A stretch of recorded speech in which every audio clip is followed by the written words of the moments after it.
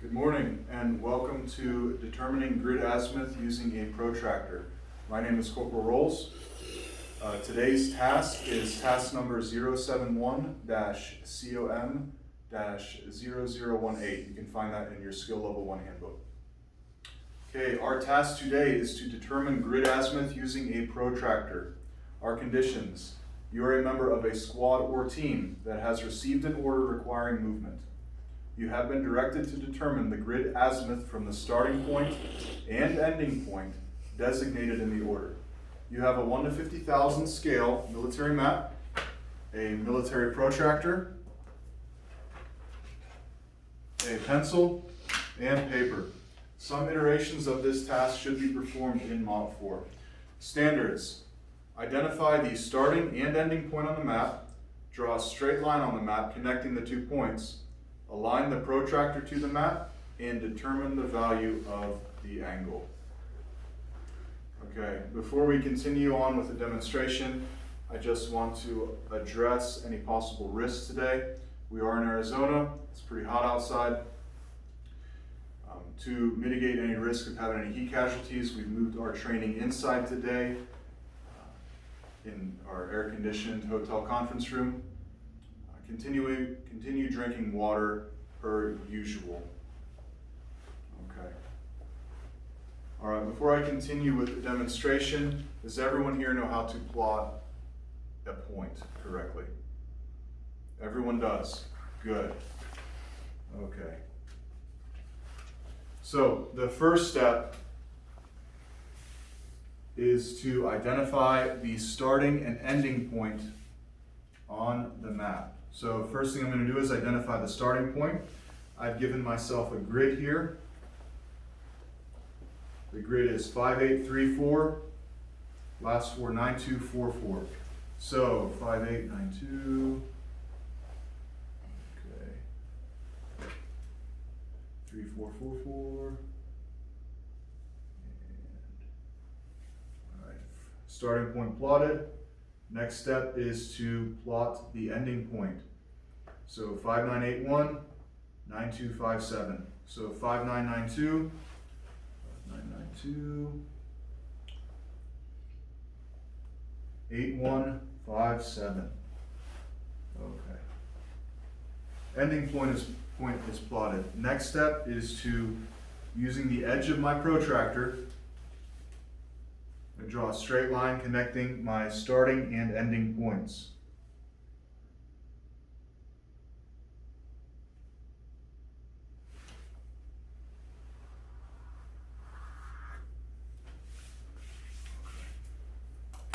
The line has been drawn. Next performance step is to align the protractor correctly with the military map. So when determining azimuth, you want to place, you can see this black crosshair here in the exact center of your protractor. You want to put that crosshair directly on top of your starting point, making sure that the edges of your protractor are precisely parallel with the grid lines on your map. It needs to be perfectly square.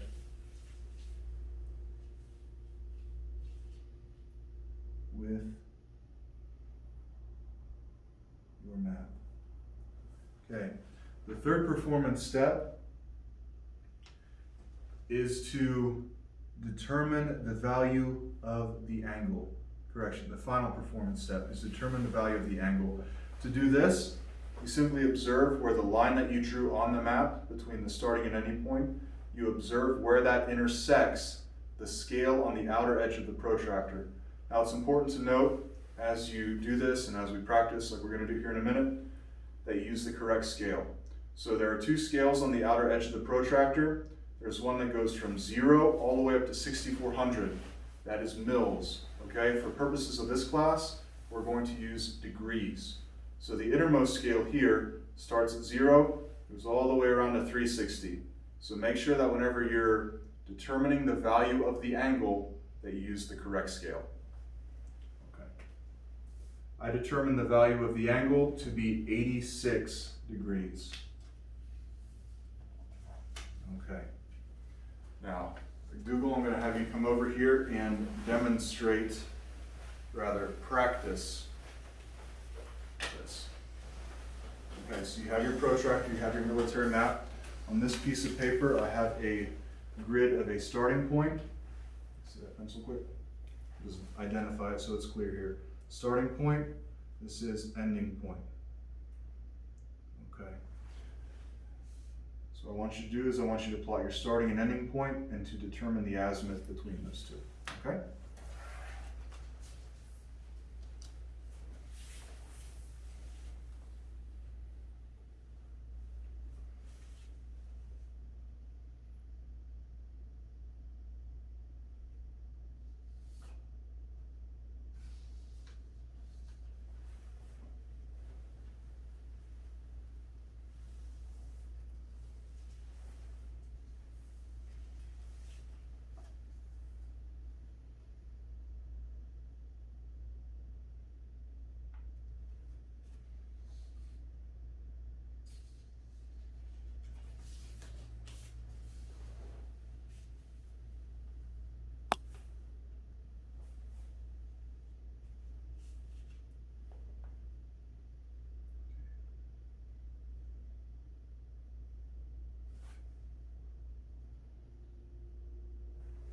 My azimuth is 123 degrees.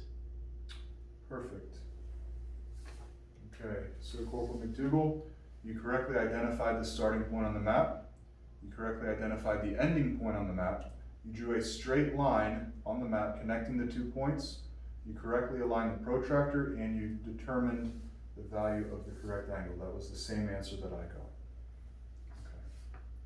So you are a go at this task at this time. So at this point, I would fill out a DA form 5164 for McDougal, indicating that he has passed each performance measure. So for purposes of this evaluation, we're going to say that 8 out of 10 individuals in my squad performed this task to standard. So we only had 2 failures. So I'm going to say that the squad is trained at this time. Retraining will be conducted 15 minutes after close of business today.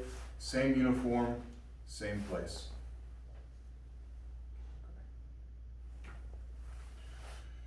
All right, so at this time, I need everybody to make sure that they have everything that they brought in here with them. Okay? I have my military map, my protractor, both of my pencils, and my papers. Okay. So today our task was to determine grid azimuth using a protractor. Did we accomplish this? Yes. Are there any sustains? I like how clear and concise your instruction was. Are there any improves? I wish we could do this in the field so I could terrain associate. Very good. AAR complete.